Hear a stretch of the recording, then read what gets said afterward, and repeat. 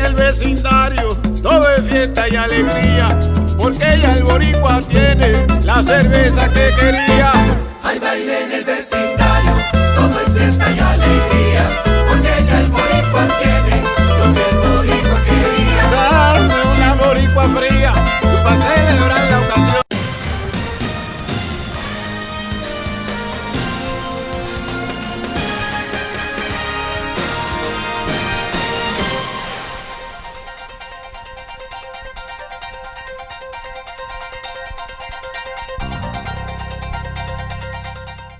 Hi, I'm Jose Miranda. This is Hispanic Speak Out TV, which is brought to you each week, Tuesday nights, 9:30, Bright House Channel 49. We have 3 programs on there. We have an education show. We have this program, of course, and we have Latina Role Models, which follows us immediately. We talk politics, of course, and we talk about religion. We talk about a whole bunch of stuff here. And we're so glad to have you on, come on our show. And so we're going to talk a little bit about the past as we come to the end of the year. And so, without any further doubt, we have our own Senator Darren Soto. How are you, brother? Thanks for having me, Jose. You know, listen, little retrospect, but we're going to talk about politics, of course. So, the beginning of the year, we had this big turmoil with health care. We had immigration issues. Okay, we had Planned Parenthood issues. Okay, we had our own stifling things going on in Tallahassee. Tell me, as we reflect back a little bit, tell me it's all past and everything's hunky-dory and everybody's singing Kumbaya in Tallahassee. Well, if everybody would just agree with my positions, we'd be out of this mess. The year in review, first, obviously, Medicaid expansion was a huge issue that was left on the table. And what that means is about 800,000 of our hardworking Floridians, many in Central Florida, are still left in that gap. As you may know, folks who have earn at the poverty line or below have health care through Medicaid, and folks who are within 133% of the poverty line and above can apply through the exchanges to get health insurance. But there's this gap of hardworking families. A family of 4 making $40,000 or $50,000 can easily fall into this gap. So you think of how many people in the service industry around here fall into that, and so it's a big shame that was left on the table. We had the governor do an about face and say that he wouldn't be involved and was against it. We in the Senate pushed it all the way to the floor, and we even compromised. We were going to draw down the money for private plans rather than actually expand Medicaid, and then the House balked at it. They did put it up for a vote, but it wasn't even close. And then when we look at immigration, you know, we had some reforms last year because it was an election year. Sure. We lowered the in-state tuition to allow Dreamers to apply for it. My bill passed that allowed folks who are Dreamers to be admitted to the Florida bar. This year we saw the president expanding DAPA, and DACA was last year for kids who come in who are young and are attending college. DAPA is for families of citizens who are undocumented, and that was a program that we saw the Attorney General of our state sue the year after we did all this wonderful work. There was a funny moment though. So for 20 minutes, I had an amendment that was passed in the Senate that denied her any ability to use state funds to bring that lawsuit. Right. On a 14-13 vote. I had filed the amendment thinking, you know, at least I wanted to make a point that it was wrong after last year with all this Dreamer work. It passed, to my surprise, but then there was a motion to reconsider. So that was one of the big final moments on immigration. And then, of course, we've seen, whether it be the attack in Colorado, or whether it be in general the overreaction of Republican members of Congress, and to a certain extent Republican legislators going after Planned Parenthood and a woman's right to choose. The good thing is that the one big bill that was pushed, which was this short-sighted bill requiring women to wait 24 hours before they could exercise the right to choose, was struck down by the courts. And that was something I was heavily involved in. I was prepared with ACLU and with Planned Parenthood to point out that, number one, we have a strong right to privacy in this state that's far more strong than our U.S. Constitution, and that once a woman makes their decision, they don't need to wait another 24 hours. There's no rational reason. And you have to meet one of the highest standards, which is strict scrutiny for that. Is this a male thing, by the way? Is this just strictly because we're males and we just know what's right for women? You know, the sponsor is a woman, a Latina from South Florida. So it's not just a male thing, unfortunately. We generally have a lot of our strong female senators take the lead on a lot of the more personal arguments. My job has traditionally been constitutional. As you know, I'm a trained lawyer and I have practiced constitutional law before, so I deal predominantly in that arena, but that's pretty important because we were able to get the sponsor to admit on the record she didn't know the right standard. Which is always a bad sign for if you're going to try to push your bill, that she didn't have the evidence. She would have had to have doctors and nurses say that women can't make up their mind in 24 hours. No doctor's going to be able to. It sounds like a put-up job. Okay, it sounds like somebody told her this is the bill for you to have, and because you're a female, you're not going to get such a feedback because you're a female. So she doesn't know. Actually, she doesn't know the product, doesn't know how to sell it, and so she got fried with it. Perhaps, although she sponsored some other anti-choice bills in the past and is a lawyer, but I think you have to do your homework on these standards, and I don't think there was full preparation in anticipation of the Judiciary Committee in the Senate. You have a committee of almost all lawyers on there, and it's one of the toughest committees to present a bill in because you have a lot of people who know their stuff. They're not fudging through this. Right. So, real quick, and it's a little side thing on there. You guys are all this civility. And it's admirable, applause, it's just like, Mr. So-and-so, and you're very polite. Don't you guys ever tell somebody that they're full of beans, man, that their bill and that idea or that ideology is not going to work in this country, and the fact that they're pushing it is just bulldash? Well, Jose, you may have read a headline this year. We sued the Florida House when they left early. We took them to the Supreme Court. I remember that. Yeah, we don't have to use swear words to tell them that their behavior was unacceptable. But you can't take them to court on everything. I mean, no, we can't, of course. But that was something. That was the nuclear option, and we took it without hesitation. Okay, and it's great because and they left early. I'm proud of you guys to do that. I mean, it's about time we hold somebody accountable. Let's do the people's work. You're up there to do the people's work. Absolutely. You also have to consider the institutional nature of the Senate. In the House, it was much more like the Coliseum. Everybody's fighting. It's loud in there. If you go too far, everybody leaves the room, and you literally argue to empty chairs. So they do that anyway in Washington. No, but not often in the House. That sometimes happens in the House. In the Senate, it's much more of a collaborative effort because there's only 40 senators, and because. So you're saying if you insult them in some small little fashion, they just get up and walk? In the House. In the Senate, they'll stay. But that's like little kids. I can't get my way. I agree. But the problem in the Senate is that you insult someone in the morning, they're the chairman or woman of the committee in the afternoon, and then you have a bill that's so important to your district, and now when you go back and people are like, why didn't you pass that bill? Why didn't you get it agended? Right. You have to tell them the truth. You insulted the chairman in the morning. There's one thing about voting no and making a reasonable argument of why you need to do it. It's a whole nother thing in the Senate, and they tell you in the very beginning, and it was what our forefathers intended, which is the Senate was supposed to be the more collegial, more deliberative branch, and so there's ways to tell people that their bills are awful without using words like that. You could say they're misguided. In a moment, they're misguided, you're excited, but stuff like, let's say, immigration. It affects everybody. Of course, which is why I filed an amendment on the floor that let Dreamers into the Florida bar, and we had a huge fight. There was a 4-hour debate. It was during Puerto Rico Day. I couldn't have planned it better. And so that was a huge moment. And there was some nasty things said. Not nasty in but things like, what does it mean to be American anymore, or anchor babies, or illegal aliens. There was some pretty weighty language, but still that was within the norm of a Senate debate. But it was 4 hours, and it was passionate. And you had Cuban Americans talking about their persecution. We talked about in terms of the fact that even though we Puerto Ricans don't have an immigration issue, it's a Hispanic issue. It's a cultural issue for us. And so that was a very passionate debate where people didn't have to. They were yelling, they just weren't yelling at each other because they were excited, they were upset about what was going on. So that happened sometimes. The lawsuit, when we dealt with removing the ban on gay adoption here in this state, that was an emotional debate. And then one of the roles I played in was when immediately the next week, a sinister bill to add some discrimination back into our laws got to the Senate.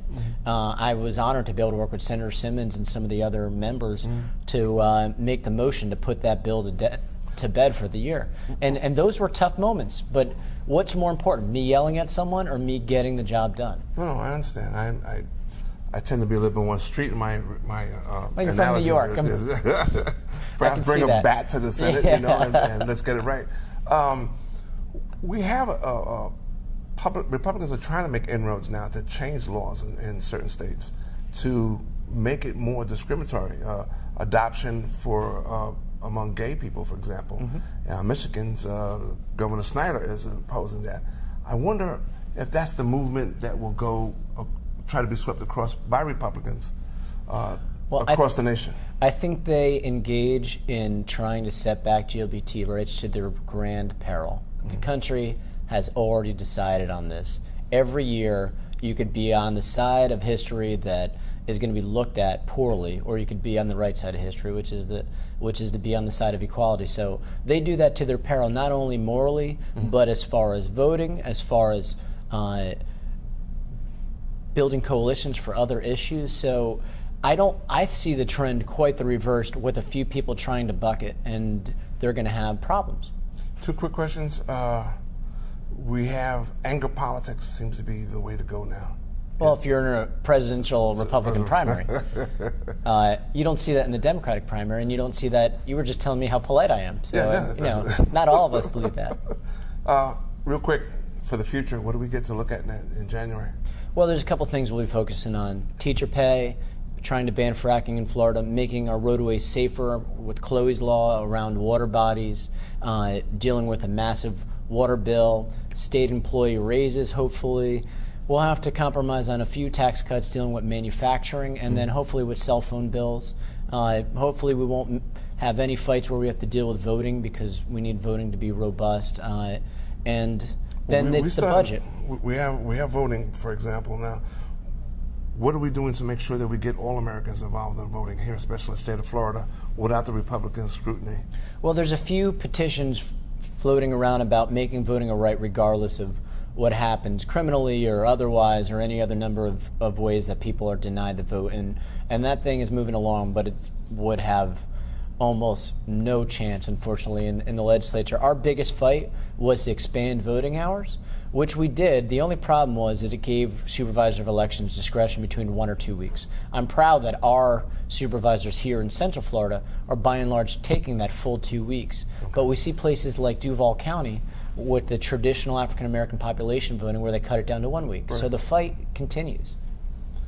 What do we do to, I don't want to say a kumbaya moment, but what do we do to listen to the voice of the people as opposed to listen to the voice of the legislator who has lost sight of listening to his constituents? Well, the number one thing is to vote. And you look at the kind of drop-off in the midterm. Everybody gets excited for the presidential election, but the drop-off is significant, 20, 30%. We have a governor who's been elected twice by 1 point. If 60,000 people who voted in the presidential election, who disagreed with his politics, voted in that election, we'd have a different governor, twice. So the key is that your vote does matter, even if it's one, because it adds up after a while. We looked at a presidential race that George W. Bush, 500 and something votes. So I think the key is you gotta use your voice with the ballot box, and we see it among our community. And Hispanics have a huge drop off in the midterm, and so those are. Tell them out there what they need to do. Hermanos, necesita votar. You need to vote, my brothers and sisters. This is how we change our nation and our state. Brother, Happy New Year. Hey, thanks for having me, Jose. All right, I'll see you again next year, okay? Sounds good. I'm Jose Miranda. This has been Hispanic Speak Out TV. We'll see you again. My name is Nilmari Zapata, and I am a Latina role model because I believe that you can overcome any circumstances that come in your way and be the best version of yourself. Hello, I'm Sandra Rivera, and I'm a Latina role model. Whatever your struggles are in life, whatever you don't have or don't have access to, don't use that as an excuse for not pursuing your dreams and moving forward. Get out of your own way and get out of your comfort zone, and you will be amazed at the growth that you will experience. Hi, I'm Jose Miranda. This is Hispanic Speak Out TV, brought to you each week on Bright House Channel 49. We have 3 programs, of course. We have an education show. We also have this program, and of course we have Latino role models. Joining us on our illustrious panel, and I'll start over from the far right. Please introduce yourselves to our group. Greg Perkins, EDU TV. Ana V. Eskamani, Director of Public Policy and Field with your local Planned Parenthood. William Garlington, co-host of Hispanics TV. Jose Miranda, of course. We talk about a lot of stuff here, education, politics. We're going to throw a bunch of subject matter out here, and this is the last show of the season for us, and welcoming in the New Year's shortly. So the budget was passed today, guys, okay? And the remarkable thing about this, it took both sides to get it done. What happened? Compromise. I mean, that's how you get things done. You compromise. It's like a marriage. You give and you take. Now, not everybody's going to get everything they want, which is why I'm divorced. But you do compromise in a relationship.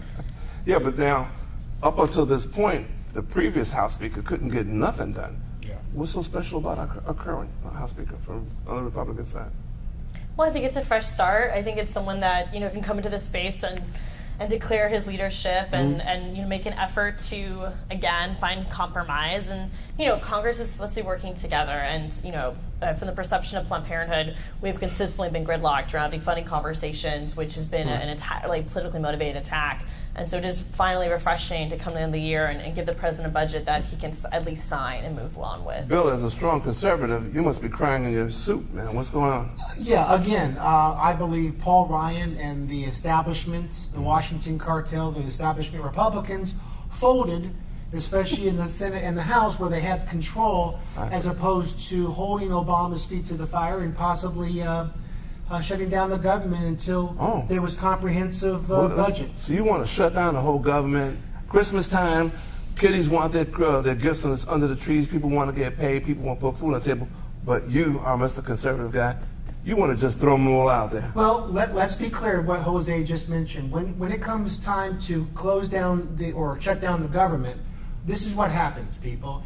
They go home, Congress tries to get out a plan, and then the people come back, and guess what?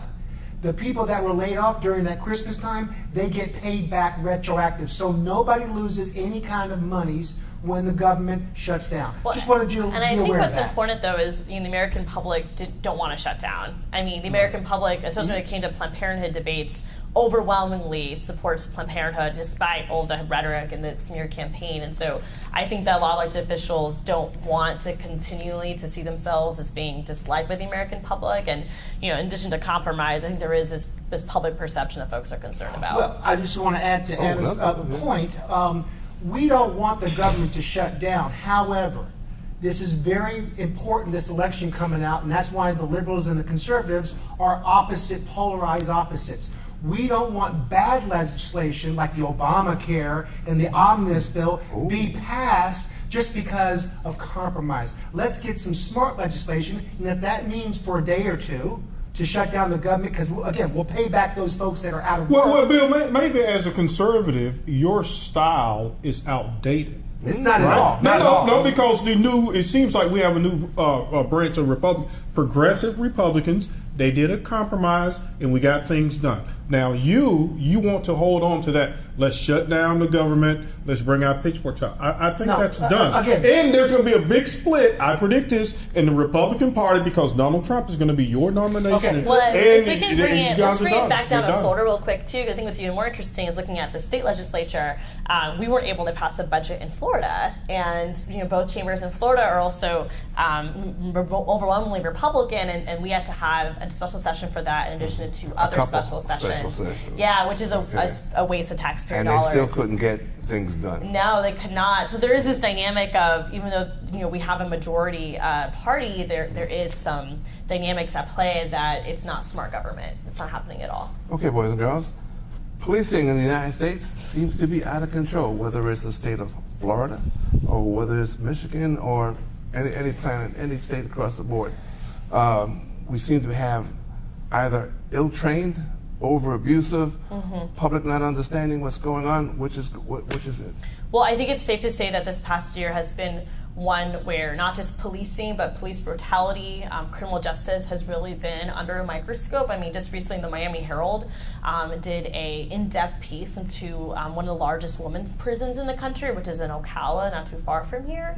And so we do continue to face here in Florida a very low budget when it comes to the Department of Corrections, huge staff turnover, which that impacts, you know, the folks that are in these prisons and the way that our community members are treated out in the community as well. Police brutality or misunderstanding?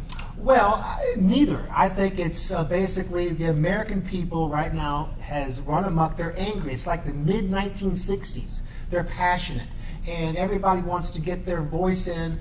And again, I think it's more thuggery than police brutality. Yes, you have rogue cops. We know that happens, but you know, the killings on black in Chicago or some other things that are happening across this nation that don't get reported on. It's just they nickel and dime and pick and choose what they want, and it's basically toward, in my opinion, through the administration, toward the race card. Black on black is not the same thing as police misconduct. And number one, I do not believe that all policemen are bad. There are I think most policemen are good. However, you do have some rogue elements.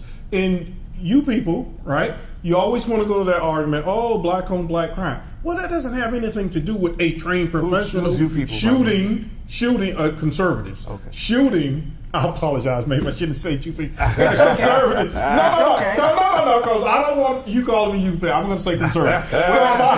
So my point is, my point is, I believe that most cops are good. However, you do have some rogue elements. Well, I think what's really important is President Barack Obama has taken this subject very seriously. He's actually the first sitting president to visit a federal prison. Right. And that was a monumental moment for this country, to meet with our convicts, to hear their stories, and actually highlight the fact that so many of these stories, you know, are ones that could happen to any one of us, right? Sure. I mean, a lot of these offenses are not violent.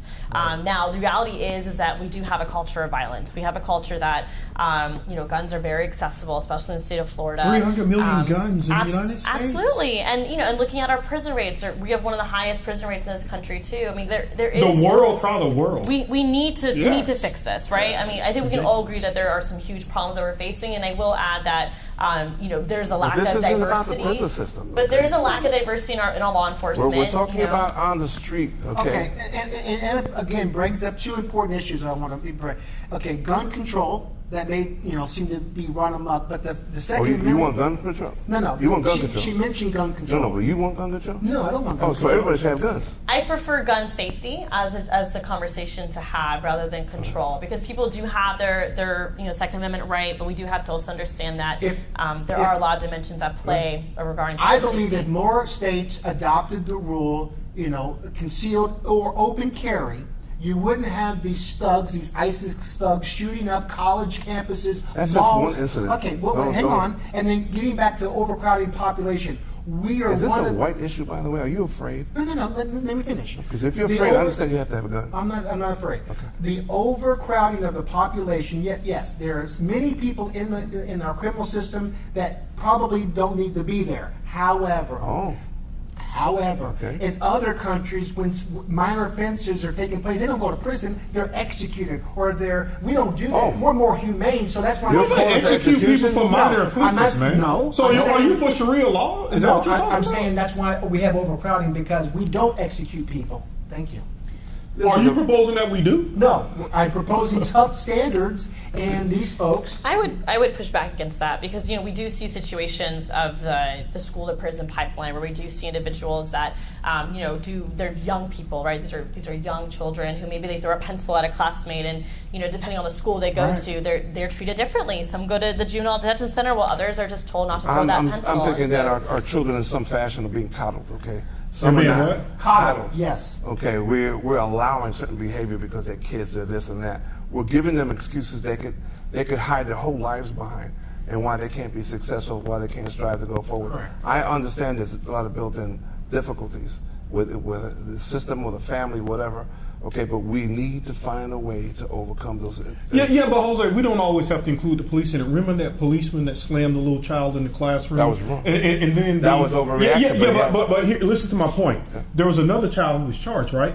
So now here you are for, I don't know, aiding and abetting, for screaming or whatever. Right. But now this kid's got a record. Mm-hmm. So when she goes to apply for a job, it's going to make it seem like it was worse than what it was. And so now you start this whole spiraling in. So I don't think that cop should not have even been put in that situation. Right. That situation should have been handled by an educator. Well, and I think there's a lot of potential for good here, right? Because, I mean, we support law enforcement wholeheartedly. I mean, these are the folks that are keeping our streets safe, our communities safer. Now, you can't call a thug if you're in trouble. Well, community policing, right? Think about this. Think about the dynamic of law enforcement being a part of the community, even when there's nothing bad happening, right? I mean, law enforcement, being, in the parks, being in the neighborhoods, being at the churches, just for the sake of being present. And, there's been dynamics in some cities where, the money is actually spent to have the police offer an ice cream truck, right, in the neighborhood. So all the kids come out and the, folks community come out. Police? Yeah, and it's the potential of that is so great to build trust it's an old concept with law that needs to be enforcement. redeveloped. Absolutely. We'll switch a little again.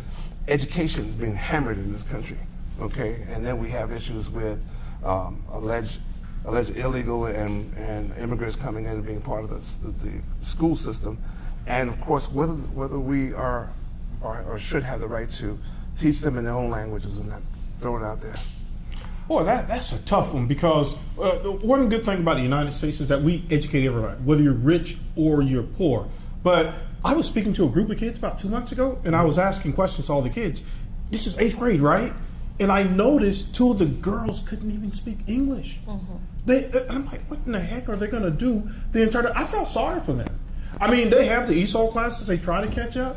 But I think that maybe there needs to be maybe a specialized school that will accelerate your mastery of the language before you let these kids into a normal class. Forgot about it, man. But when it comes to education, I don't have a problem educating, children. I have a problem of funding illegal, immigrants for the children. I have a problem giving free education when it comes to college. The kids are informed.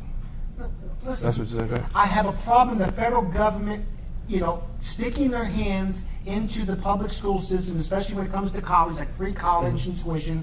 I don't have a problem with kids getting education, but when it comes to illegal immigration, these kids getting a pass, they should be deported, if they're illegal. I think that it's really important that we empower all members of our community, ensure that everyone has full access to education in this country, and that's what makes this state and nation so great. They need to learn English, though. Primary subject. Well, what's interesting is that there's actually some programs that are now teaching, subjects like math and science in another language. I mean, Utah, there's been a talk program where they're actually teaching Mandarin. We should put them all in camps, and they'll tuck them away. And I think it can make us economically more competitive if we actually teach other languages to our young people. Boys and girls, thank you very much for your time. Happy New Year to you. Happy holidays, everybody. Happy New Year to you. From our family to yours here at Bright Hawk 49 and Hispanic Speak Out TV. Happy and prosperous New Year.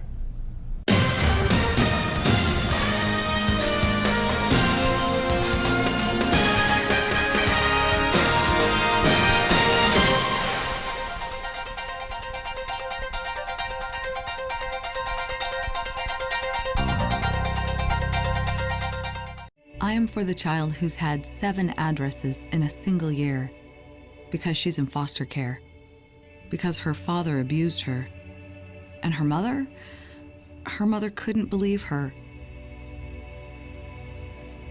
She is the child I am for.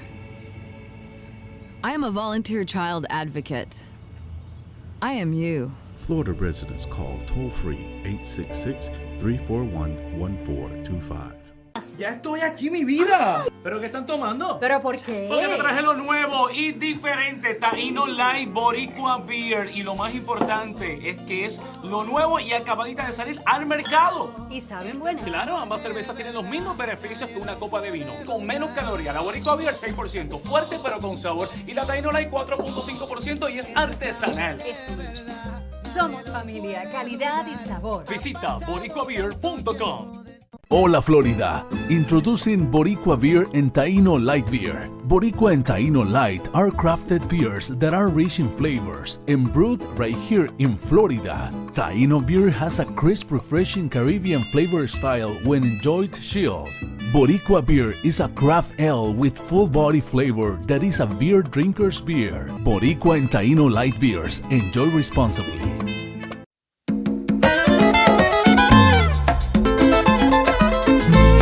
Baile en el vecindario, todo es fiesta y alegría, porque ya el boricua tiene la cerveza que quería. Hay baile en